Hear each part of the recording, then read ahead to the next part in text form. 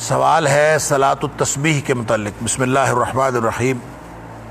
سوال ہے صلاۃ التسبیح کے متعلق۔ دیکھیں، صلاۃ التسبیح جو ہے وہ بہت معروف، بڑی مشہور ہے امت مسلمہ کے مابین کہ صلاۃ التسبیح پڑھی جانی چاہیے، اس سے گناہ معاف ہو جاتے ہیں، اور اس کے بارے میں مختلف روایات موجود ہے، ایک حدیث نہیں ہے، کئی حدیثیں ہیں، اور اس کے بارے میں جتنی بھی اسناد ہیں ان کے بارے میں علماء محدثین نے کلام کیا۔ لہٰذا سب سے پہلے تو یہ سمجھ لیجئے کہ جو مختلف روایتوں میں صلاۃ التسبیح کا طریقہ آیا ہے اور صلاۃ التسبیح آئی ہے، اس سے مراد کیا ہے۔ اس سے مراد یہ ہے کہ ایک ایسی نماز، 4 رکعت نماز پڑھی جائے جو اس طریقے سے عام جو جیسے نماز پڑھتے ہیں ویسی نماز ہوگی، لیکن ہر رکن کے اندر، نماز کے ہر رکن کے اندر تسبیح پڑھی جائے گی، اور وہ تسبیح کیا ہے؟ سبحان اللہ والحمد للہ ولا الہ الا اللہ واللہ اکبر۔ یہ تسبیح اس کے اندر الگ پڑھی جاتی۔ اس میں قیام کے دوران جب آپ سورہ فاتحہ اور ساتھ کوئی سورت ملا کے پڑھتے ہیں تو اس کے بعد قیام مکمل ہونے سے پہلے، یعنی رکوع سے پہلے 15 دفعہ یہ تسبیح پڑھی جائے گی۔ پھر اسی طرح جب رکوع چلے جائیں گے تو رکوع میں بھی جو باقی تسبیحات رکوع کی عام ہے وہ پڑھنے کے بعد پھر یہ تسبیح پڑھی جائے گی، سبحان اللہ والحمد للہ ولا الہ الا اللہ واللہ اکبر، اور یہ 10 دفعہ پڑھی جائے گی۔ اسی طرح کھڑے ہونے کے بعد پھر 10 دفعہ پڑھی جائے گی، پھر اسی طرح رکوع میں جا کے اپنا سجدے میں جا کے پھر 10 دفعہ پڑھی جائے گی۔ تو یہ، اور اسی طرح دوسرے سجدے، ہر سجدے میں بھی، سجدے کے درمیان بھی، اور دوسرے سجدے سے سر اٹھا کے بھی یہ 10 دفعہ پڑھ کے پھر کھڑے ہونا ہے۔ تو یوں یہ ہر نماز میں یعنی ہر رکعت میں اس طرح سے کرنا ہے، اور یہ صلاۃ التسبیح۔ اس کے پڑھنے کے طریقے میں یہ بھی نہیں ہے کہ یہ جماعت کے ساتھ پڑھی جائے، با جماعت نہ کوئی پڑھنے کا طریقہ بتایا گیا ہے، اور نہ کوئی ثبوت ملتا ہے کہ یہ کبھی کسی نے با جماعت پڑھی۔ لہٰذا یہ صلاۃ التسبیح حدیث کی سند اگر صحیح ہے بھی، پہلی تو بات یہ ہے کہ اس کے اوپر محدثین نے کلام کیا ہے کہ اس کی حدیث صحیح نہیں ہے، اور جس کی حدیث صحیح نہ ہو، دین ثابت نہیں ہوتا بجائے سوائے صحیح حدیث کے اور اللہ کے قرآن کے۔ ضعیف حدیث سے کوئی دین ثابت نہیں ہوتا۔ لہٰذا اگر یہ اس کی ساری احادیث اور ساری سندیں ضعیف ہیں تو اس کا مطلب ہے صلاۃ التسبیح کا سرے سے وجود ہی تسلیم نہیں کیا جانا چاہیے۔ لیکن چونکہ بہت سارے علماء نے اس کو تسلیم کیا ہے اور ہمارے اسلاف میں یہ جاری رہی ہے، تو اس روایت میں جس کو صحیح سمجھا جاتا ہے، بعض لوگوں نے صحیح سمجھا ہے، اگرچہ اس پہ بھی محدثین کا کلام تو موجود ہے کہ یہ وہ حدیث ضعیف ہے، جنہوں نے صحیح سمجھا ہے اس حدیث میں بھی یہ ہے کہ جس شخص نے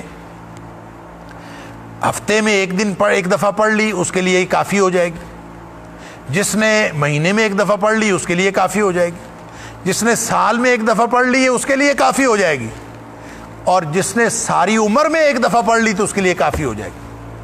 اب یہ جو بیان ہے، جن محدثین نے اس کی سند پر کلام کیا ہے، وہ یہ کہتے ہیں کہ اس کا متن بھی یہ کوئی واضح نہیں ہے، یعنی کیسی نماز ہے کہ جس کے لیے یہ بھی کھلی چھوٹ ہے کہ آپ ہفتے میں 1 دفعہ پڑھ لیں، اور یہ بھی کھلی چھوٹ ہے کہ مہینے میں 1 دفعہ پڑھ لیں، اور یہ بھی کھلی چھوٹ ہے کہ سال میں 1 دفعہ پڑھ لیں، اور یہ بھی کھلی چھوٹ ہے کہ ساری زندگی میں 1 دفعہ پڑھ لیں۔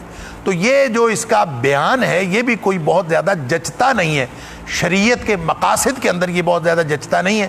جو مقاصد شریعت ہے اس میں تو ہر عبادت کا ایک وقت مقرر ہے، اس کی گنتی اور تعداد بھی مقرر ہے، لیکن اس میں بالکل کھلی چھوٹ ہے۔ بہرحال اگر اس اعتبار سے اب 2 باتیں سامنے آ گئیں اس پوری بحث سے، ایک تو یہ کہ صلاۃ التسبیح والی ساری روایات ضعیف ہیں، لہٰذا صلاۃ التسبیح پڑھنی ہی نہیں چاہیے۔ ایک رائے تو یہ سامنے آ گئی، لہٰذا بہت سارے لوگوں کی، ایک طبقہ علماء کی یہ رائے۔